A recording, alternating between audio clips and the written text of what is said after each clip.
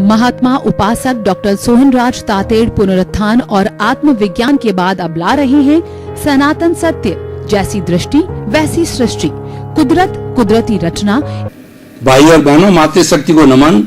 Studio में आपका हार्दिक स्वागत है, अभिनंदन है, सत्कार है। सनातन सत्य, यूनिवर्सल ट्रुथ, दृष्टि विज्ञान, सार्वभौम सत्य, जैसी दृष्टि वैसी सृष्टि कार्यक्रम के अंतर्गत हम आपको कुदरत, कुदरती रचना और कुदरत के कानून के अंतर्गत आपको ऐसा सुख देना चाहते हैं जो परमानेंट हो, जिसके बाद में दुख न आए। तो हम इस जीवन में, इस मनुष्य जीवन के अंदर आपको परमानेंट सुख की नींव लगाना चाहते हैं। स्नेह स्नेह आने वाले जन्मों के अंदर आपको स्थायी सुख, शाश्वत सुख मिले, यही हमारे इस कार्यक्रम का उद्देश्य है। ये सारा कार्य हम अलग अलग एपिसोड्स के माध्यम से करते हैं। तो आज हमारा बहुत ही सुंदर एपिसोड लेकर के हम आपके सामने प्रस्तुत हो रहे हैं। आज का विषय है भीतरी आंख। भाई और बहनों, आपके सामने हर एक व्यक्ति के दो आंख होती है, लेफ्ट आंख और राइट आंख। आंख का काम है कि वो बाहर की ओर देखना, वह जो है कलर देखता है। मुख्य 5 तरह के कलर होते हैं, काला, पीला, नीला, लाल और हरा। और इनका मिश्रण करें सैकड़ों सैकड़ों, लाखों लाखों, असंख्य कलर इनके ओरिजिनल कलर के मिश्रण करने से हो जाता है।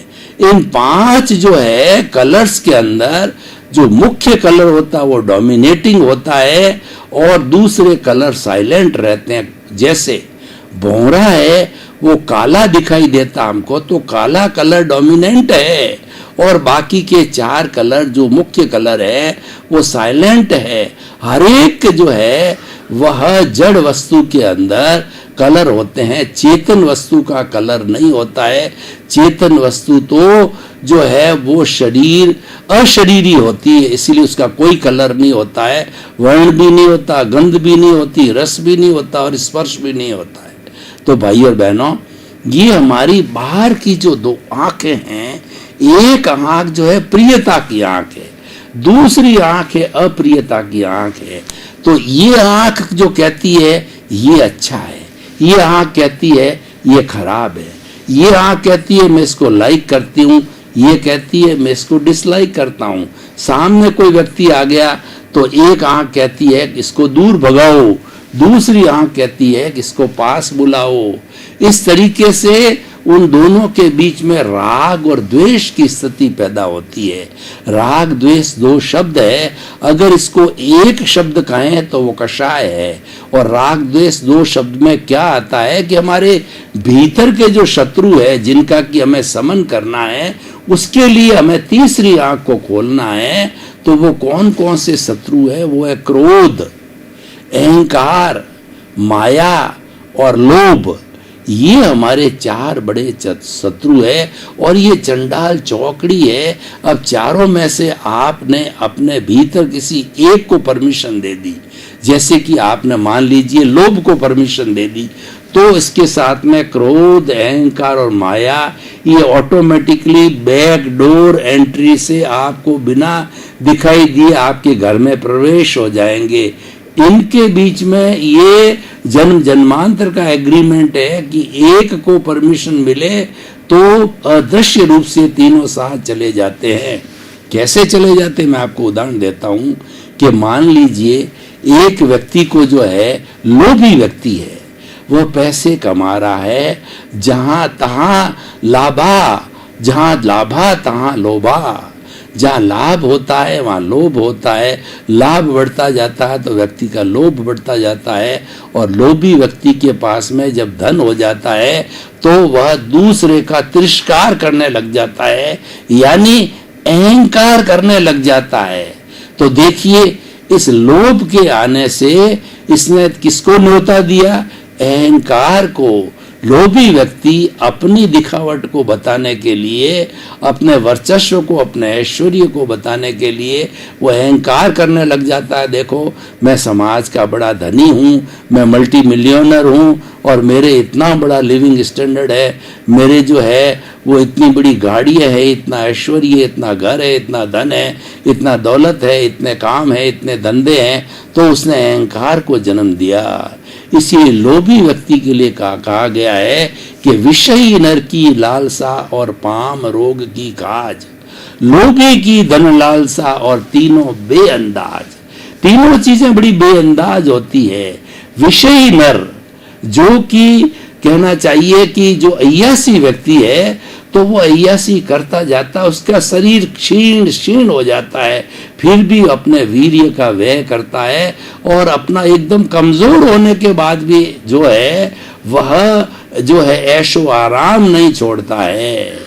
विषयी नर की लालसा और पाम रोग की खाज। जब व्यक्ति के पाम रोग हो जाता है तो उसको खाज करते करते खून आ रहा है, खून के टपके पड़ रहा है, तो भी खाज करना वो बंद नहीं करता। क्यों? खाज वो इसी तरीके की होती है। और तीसरा, लोभी की धन लालसा, तीनों बेअंदाज। लाखों हो गए, करोड़ों हो गए तो अभी लोभ बढ़ता जाता है, अब अरब रुपए हो जावे तो मतलब इस तरीके से ये दावा नल की तरह लोभ बढ़ता जाता है। दावा नल में क्या होता है, एक छोटी सी चिंगारी जब वन के अंदर लग जाती है तो पूरे वन के सब जो है वो सूखे और आले है, सब पेड़ों को जला डालती है। क्योंकि जब अग्नि लगती है तो सूखे और आले दोनों जलते हैं। तो ये लोभ जो है दावा नल की तरह है। तो इस तरीके से मैंने बताया कि लोभी व्यक्ति ने अहंकारी भी बन जाता है। अब आगे बढ़िए कि ये जो धन दौलत पैदा की जाती है, ये सामान्य honesty is the best policy के माध्यम से व्यक्ति जो है बहुत बड़ा धन कमा नहीं सकता, करोड़पति अरबपति नहीं बन सकता, अच्छा कमा सकता है। तो उसके करने के लिए व्यक्ति अनैतिक धंधे करता है। तो जहाँ अनैतिक धंधा होता है वहाँ माया जुड़ी हुई होती है। माया बिना अनैतिकता नहीं होती है। तो इसका मतलब यह कि लोभ ने किसको जन्म दिया? अहंकार को जन्म दिया, बुलावा भेजा और उसके साथ साथ में माया को भी जो है उन्होंने इनवाइट किया। अब देखिए, किसी व्यक्ति कोई भी लोभी है तो वह अहंकार भी हो गया और उसको माया भी हो गई। और जब ऐसे अहंकारी व्यक्ति को या ऐसे लोभी व्यक्ति को जो कि अपना प्रदर्शन कर रहा है, कुछ लोग चैलेंज दे दे, उसको कहे भाई तुम्हारा धन तुम्हारे पास है, हमारे को क्या लेना देना है, तो इस तरीके की कुछ बातें, कुछ टॉन्ट कस देवे तो उसको गुस्सा आ जाता है। तो इसका मतलब क्या है कि वो गुस्से को भी इनविटेशन मिल गया। तो ये चंडाल चौकड़ी चारों ही इकट्ठी हो गई, एक आ गया तो चारों ही आ जाता। इसलिए हमको कोशिश करना चाहिए, हम ये बात करेंगे भीतरी आंख की कि ये कैसे किस तरीके से जो है इनको इनविटेशन न मिले, ये हमारे पर हावी न हो, ये हमारे पर भीतर प्रवेश न हो। हमने दो बाहर की आंखों को जो बात कही, मैं एक आपको उदाहरण देना चाहता हूँ कि जीसस क्राइस्ट जो है वो ईसाइयों के भगवान या गुरु माने जाते थे। तो एक जन्मांध व्यक्ति था। तो जन्मांध व्यक्ति जो ईसा मसीह के पैरों में पड़ करके गिड़गिड़ाया कि हे प्रभु, हे भगवान, हे यीशु मसीह, मैंने जन्म से आज तक इस दुनिया को नहीं देखा कि दुनिया कैसी होती है, क्योंकि मैं जन्मांध हूँ, मेरे आंखें नहीं हैं। और जीसस क्राइस्ट तो हर प्रभु जैसा होता है उनकी तरह वो करुणाशील थे, उनको दया आ गई और उसने उस अंधे को दो आंखें दे दी, चरण चक्षु दे दिए और अंधा देखने लग गया। और उसने उसका शुक्रिया, अंधे ने जो भगवान का शुक्रिया अदा किया और चला गया। जब उसने इतने समय के बाद युवावस्था में था, दुनिया देखी तो सुरा को भी देखा, सुंदरी को भी देखा और वो अपराध करने लगे, अपराध में पकड़ा गया।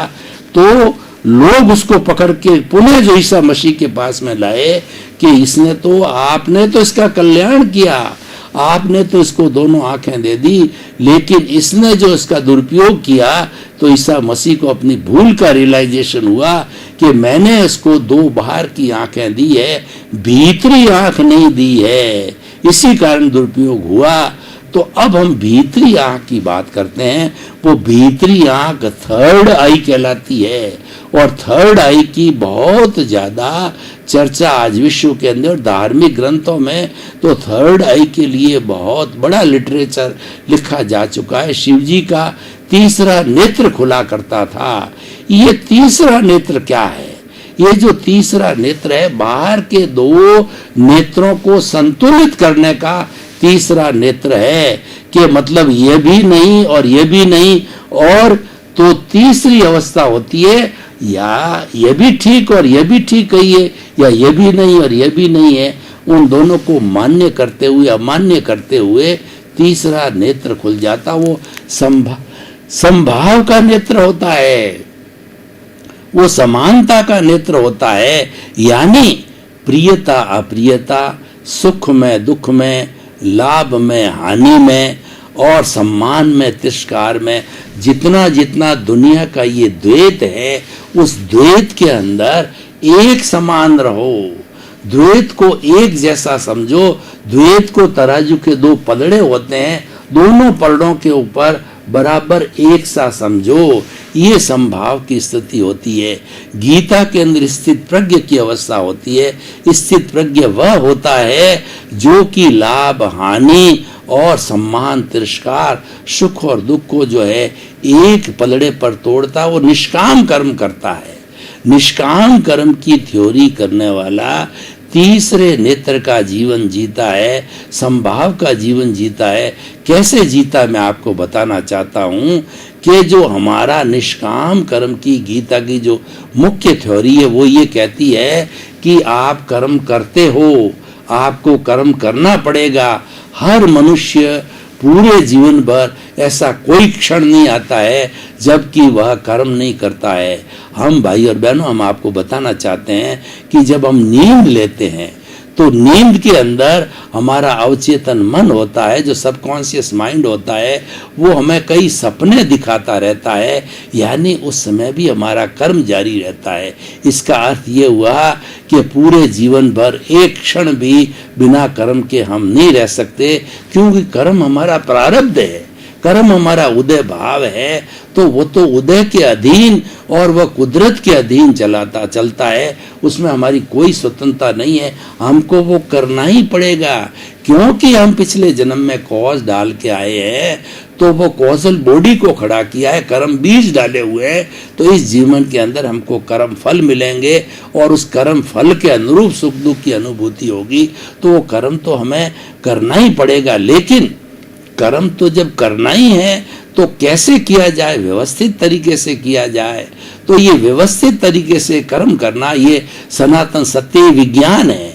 विज्ञान होता है वो सनातन सत्य होता है, वह यूनिवर्सल होता है। कोई भी विज्ञान का एक्सपेरिमेंट हिंदुस्तान में करो, अमेरिका में करो, यूके में करो, जापान में करो, जर्मनी करो, सबके रिजल्ट एक से ही आते हैं। इसीलिए विज्ञान को सनातन कहा गया है। तो भाई और बहनों, जो हम तीसरी आंख की बात कर रहे थे, वह स्थित प्रज्ञ की बात कर रहे थे कि वह दोनों को समान समझता है, तो उसको कोई तकलीफ नहीं आती। वो निष्काम कर्म के रूप में काम करता, कर्म तो करता है लेकिन फल की इच्छा नहीं करना है।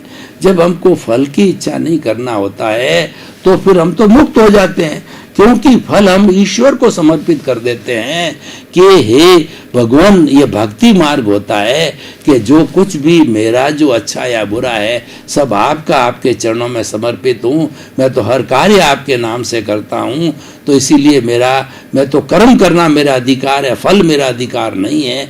यह भक्ति मार्ग के अंदर आता है। तो जब हम फल की इच्छा छोड़ लेते हैं तो अनासक्त हो जाते हैं, हम सन्यासी बन जाते हैं, हम साधु बन जाते हैं। क्योंकि साधु के लिए कहा गया है कि जो है वह, ये कहा गया है कि उसके लिए एक बहुत बड़ी कहावत कही गई है कि जिनको कुछ न चाहिए सोई शहंशाह। मतलब जिस व्यक्ति को कुछ न चाहिए वह शहंशाह होता है। तो इसीलिए जो है इसीलिए हमें ये ध्यान करना होता है कि व्यक्ति को कामना नहीं करनी चाहिए, यानी फल की इच्छा नहीं करनी चाहिए। ये हमारा मुख्य दायित्व होता है। तो उसके लिए कहा गया है, चाह गई चिंता मिटी और मनुआ बेपरवाह, जिनको कुछ न चाहिए सो ही शहंशाह। शहंशाह वह होता है जिसकी कोई कामना नहीं होती, जो फल की इच्छा नहीं करता है। तो इसलिए जब चाह ही चली गई, जब कामना ही चली गई, तो चिंता मिट जाती है और मनुआ होता है, यानी मन है, बेफिक्र हो जाता, टेंशन फ्री हो जाता है और वह शहंशाह कहलाता है, क्योंकि इसको कोई भी आवश्यकता नहीं होती। इसीलिए हमें भारत के सच्चे सन्यासी होते हैं, उनको भारत का राष्ट्रपति, प्रधानमंत्री, कुबेरपति कोई भी नमन करता है, ये नमन उसके त्याग को है, वो नमन उसकी कामना रहित भावना को नमन है। तो भाई और बहनों, ये जो तीसरा नेत्र है, ये हमारा जो है वह जो है प्रज्ञा चक्षु है, ये हमारा प्रज्ञा चक्षु भी कहलाता है। स्थित प्रज्ञा की हमने बात कही, प्रज्ञा चक्षु उसको कहते हैं जो कि प्रज्ञावान बन जाता है। व्यक्ति जब प्रज्ञा के दायरे के अंदर चला जाता है तब उसको सत्य की अनुभूति होती है और प्रज्ञा के दायरे में शब्दातीत हो जाता है। प्रज्ञा के दायरे के अंदर वह जो है वो इंद्रियातीत हो जाता है, वो सत्य का अनुसंधान करने लग जाता है, वो अवचेतन मन में, वो तेजस शरीर के अंदर प्रवेश कर लेता है और वह संभाव की स्थिति में आ जाता है। जो तीसरा नेत्र है वो संभाव की स्थिति होती है और ये नेत्र खुलने के बाद में व्यक्ति एक ईश्वर का रूप हो जाता है और संभाव को धीरे धीरे गहरा करके अपने जीवन का अंग बना देता है। तो ईश्वर से कम नहीं है, क्योंकि ईश्वर वह होता है जो कि हर स्थिति में, परिस्थिति में अपने आप को जो है वो समभाव के अंदर रखे, उसके अंदर कोई फर्क नहीं समझे। तो भाई और बहनों, अब इस एपिसोड को हम ओपन टू द ऑडियंस करते हैं, यानी हम जो है वो ऑडियंस से इसके सुझाव, इसकी वायबिलिटी और इसकी सोशल यूटिलिटी और ये समाज और देश को क्या देगा। तो हम जो तीसरा नेत्र की बात करते हैं, व्यक्ति अगर तीसरा नेत्र खोल देता है, तीसरे नेत्र का अभ्यास करता है, तो वह व्यक्ति संभाव की स्थिति में चला जाता है और उस व्यक्ति को जीवन के अंदर कभी दुख की अवस्था नहीं आती है। वह तो दुख में से सुख निकालने की कला को जान जाता है, क्योंकि संभाव की स्थिति के अंदर जब हर स्थिति को समान समझना होता है और सारे भावों में उतार चढ़ाव नहीं आता है, तो राग द्वेष नहीं होता है, और जब राग द्वेष नहीं होता है तो दुख की भी स्थिति नहीं आती है। इसीलिए जो हमारा अज्ञान है वह अज्ञान राग द्वेष है, ये अज्ञान की वेल्डिंग है, इसको हमें तोड़ना है। इसको तोड़ने के लिए हमें एक दवाई का जो है वो इजहार करना पड़ेगा और वह दवाई इसकी प्रतिरोधात्मक शक्ति है, और वह शक्ति जो राग द्वेष की प्रतिरोधात्मक शक्ति है वो संभाव है। संभाव हमारे भाव जगत से जुड़ा हुआ है, इसीलिए दृष्टि विज्ञान है। हमने इस कार्यक्रम का नाम दृष्टि विज्ञान इसलिए दिया हुआ कि हर वस्तु जो कि चेतन से जुड़ी हुई है वो हमारा दृष्टि विज्ञान है। दृष्टि विज्ञान सनातन है। दृष्टि विज्ञान ये सनातन सुख देता है, शाश्वत सुख देता है और सनातन सत्य होता है, क्योंकि हमारा जो चेतन है वह अजर है, अमर है। जब अजर अमर है तो उससे निकलने वाली भाव सत्ता, जो प्रज्ञा कहिए या हमारा संभाव कहिए या संवर कहिए, वह सारी भाव सत्ता है। तो भाव सत्ता जो है वह भी अजर अमर होती है, क्योंकि वह जड़ से अलग है। जड़ के नियम अलग है, चेतन के नियम अलग है। जड़ कभी चेतन नहीं बन सकता, चेतन कभी जड़ नहीं बन सकता। दोनों का और दोनों का मिश्रण है। ये हमारा शरीर है वो मिश्र चेतन है, जड़ और चेतन का दोनों का बना हुआ है। लेकिन इसको मिश्र चेतन बनाता कौन है? इसको, क्योंकि शरीर तो प्योरली जड़ है, इसको मिश्र चेतन, चेतन की उपस्थिति बनाती है, चेतन की हाजिरी बनाती है। और जब चेतन चला जाता है, जब हंसा उड़ जाता है, तो डॉक्टर कहता है नाउ ही इज डेड और he is a dead body. तो वह जो है मुर्दा हो जाता। मुर्दा प्योरली जड़ तत्व है और उसके भीतर जब चेतन होता है तभी जो है इसका मोल होता है। इसीलिए कहा गया जे एगे जाने ते सब्बे जाने, जे सब्बे जाने से एगे जाने। यानी जिसने एक आत्म तत्व को जान लिया उसने पूरे ब्रह्मांड को जान लिया। पूरे ब्रह्मांड को जानने वाला आत्म तत्व को जानता है, क्योंकि जे पिंडे ते ब्रह्मांडे, ये जो हमारा पिंड है, शरीर है, वो ब्रह्मांड का प्रतिनिधित्व करता है। ब्रह्मांड का एक एक अंश इस मनुष्य के शरीर के अंदर है। प्रतिनिधित्व क्या होता है? कोई देश का प्रधानमंत्री जब दूसरे देश की मीटिंग में जाता है तो उस देश का वो प्रतिनिधित्व कहलाता है। जहाँ का एमएलए जिस कॉन्स्टिट्यूंसी से आता है वो उस कॉन्स्टिट्यूंसी का प्रतिनिधित्व करता है। एमपी जो है उस जो है संसद क्षेत्र का प्रतिनिधित्व करता है, क्योंकि सारी जनता जो 7 करोड़ की है, जो 7 लाख 10 लाख वोट देने वाले सारे तो जा नहीं सकते, तो वो प्रतिनिधि होता है। तो इसीलिए ये जो है हमारा प्रतिनिधि बन जाता है। हमारे इस जो है भाव सत्ता का प्रतिनिधि है, वह है हमारी प्रज्ञा। प्रज्ञा जो है वो मोक्ष की प्रतिनिधि है, मोक्ष में ले जाने वाली है, क्योंकि प्रज्ञा कभी भी गलत काम नहीं कराती है। वो हमेशा सुबुद्धि के साथ होती है, कुबुद्धि के साथ कभी नहीं जाती है। ये बुद्धि जो है ये हमको संसार में भटकाने वाली है, ये राग द्वेष पैदा करती है, ये अच्छा है, ये बुरा है, और इसको गले लगाओ, इसका तिरस्कार करो, और वो सम्मान की बात करती है और तिरस्कार की बात करती है, यानी विषमता पैदा करने वाली है। ये हमारी बुद्धि है। इसीलिए हमें बुद्धि पर ज़्यादा रिलायबिलिटी नहीं करनी चाहिए। जो लोग केवल बौद्धिक कसरत करते हैं वे विद्वान तो बन जाते हैं, लेकिन विद्वान बनना ही सब कुछ नहीं है। उनको प्रज्ञा चक्षु बनना, उनको स्थित प्रज्ञ बनना, उनको जो है वो हमारे सबकॉन्शियस माइंड के अंदर या हमारा जो अवचेतन मन है उस तक पहुंचना जरूरी है। वहां पर वो शब्दातीत इंद्रियातीत हो जाता है, वहां पे सत्य के दर्शन होते हैं। उस सत्य के दर्शन होने के बाद के अंदर वह पंडित बन जाता है। वो पंडित व्यक्ति कभी गलत काम नहीं करता, पंडित व्यक्ति कभी किसी का शोषण नहीं करता।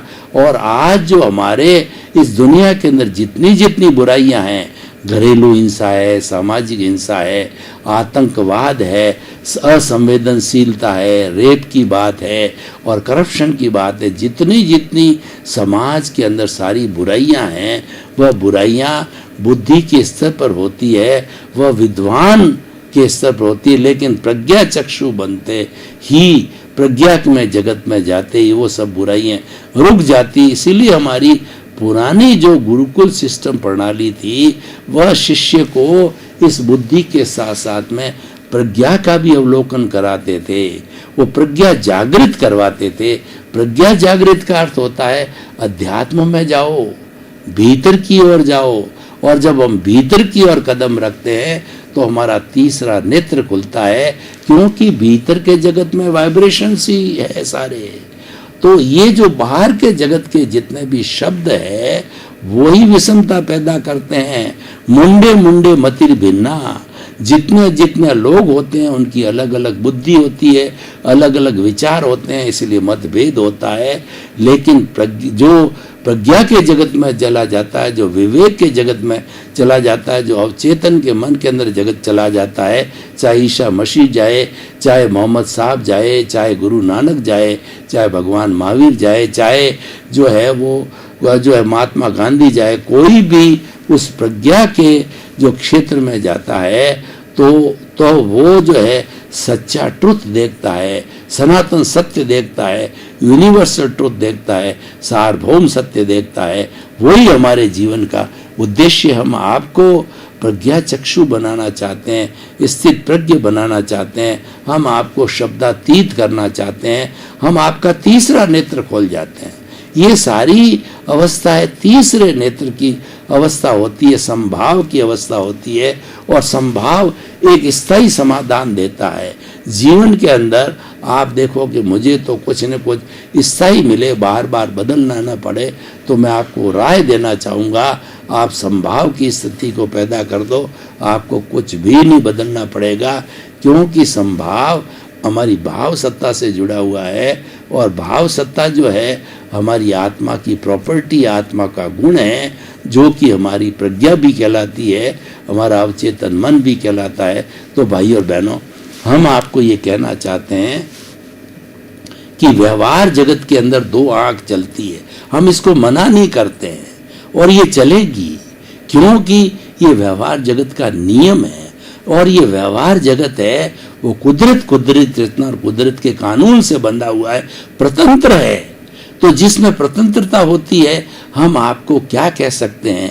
एक कैदी व्यक्ति को मैं कहूं कि मेरे घर आके खाना खा लेना, तो क्या पॉसिबल है? नहीं, वो तो कैद के अधीन है। तो उसी तरीके से जो हमारा उदय है, प्रारब्ध है, उसमें हम स्वतंत्र है। हमें 1% भी परिवर्तन करने की पावर नहीं है। हम कुदरत के अधीन हो गए, और जैसे कुदरती रचना और कुदरत के कानून के तहत होगा, उसी के अनुसार हमारे उदय प्रारब्ध होगा। तो जब चीज नियत है तो फिर उसके अंदर, और ये ऑटो मोड से चलता है, जितना भी कुदरत का काम है ये प्रतिष्ठित आत्मा से पड़ता है। प्रतिष्ठित आत्मा मैकेनिकल है, ऑटो मोड से चलती है, वो डिस्चार्ज से जुड़ी हुई है। तो आप उसके अंदर क्यों टाइम खराब करते हो? आपका ये टाइम जाया होता है, क्योंकि आप उसके साथ जुड़ोगे तो राग द्वेष होगा। दुनिया में क्या है? दुनिया के अंदर हमारा परिवार है, घर है, समाज है, तो आप कहीं भी जाओगे तो सारा राग द्वेष मिलेगा। अब आपकी क्या थ्योरी होनी चाहिए, आपका क्या चिंतन होना चाहिए कि ये जो आपका जो है उदय है, प्रारब्ध है, इसके साथ संपर्क नहीं करना है। इसको तो एज इट इज बाईपास करो। सारा उदय और प्रारब्ध है वो विचारों के द्वारा होता है, भुगतान सब विचारों के द्वारा होता है। तो विचार मन से होता है, तो विचारों को बाईपास करो। हम उसके साथ में नहीं जुड़ गए तो हम तो बच गए। हम तो तीसरी आंख में रहना सीखो। वो तीसरी आंख जो है, वह जो है भीतरी आंख कहलाती है। आप भीतरी आंख से देखना चालू करोगे, इसका मतलब आप चेतन के पाले में हो, और आप चेतन की जो है व्यर्थ ना कर रहे हो, आप चेतन से आशीर्वाद प्राप्त कर रहे हो, और वो हमारा अस्तित्व है, हमारे से कभी अलग नहीं होता है। भूत भविष्य वर्तमान के अंदर हमारा जो चेतन है, हमारा जो प्रभु है, वो हर क्षण हमारे साथ में रहता है। इसलिए हम अपने घर में रहते हैं, और ये जितना उदय और प्रारब्ध है, ये सब किराए का मकान है। ये हम भोग करके चले जाते हैं, फिर नया जन्म लेते हैं, लेकिन आत्मा का कोई जन्म नहीं होता है। आत्मा तो भूत भविष्य और वर्तमान के अंदर सदा एक सी रहती है, और ये मूल स्वरूप के अंदर भीतर है ही है। और ये हमको जो दिखाई दे रहा है, ये अशुद्ध स्वरूप इसलिए है कि ये कर्मों से बंधी हुई होती है। भाई और बहनों, आपका बहुत बहुत धन्यवाद। आप हमारा ये सनातन सत्य कार्यक्रम देखते रहिए। इसमें सफलता के सूत्र है, इसमें जीवन निर्माण के सूत्र है, इसमें लाइफ स्टाइल को अच्छा करने के सूत्र में, इसमें एक अच्छा इंसान बनने के सूत्र है। तो इसी क्रम में आपका जीवन आनंदमय हो, मंगलमय हो, और आप शतायु होकर के खूब अपने परिवार के साथ में रहते हुए आप समाज में परोपकार करें, समाज के भले के लिए कार्य करें, जगत कल्याण करें। आपके प्रति मंगल भाव। महात्मा उपासक डॉक्टर सोहनराज तातेड़ पुनरुत्थान और आत्मविज्ञान के बाद अब ला रहे हैं सनातन सत्य, जैसी दृष्टि वैसी सृष्टि, कुदरत, कुदरती रचना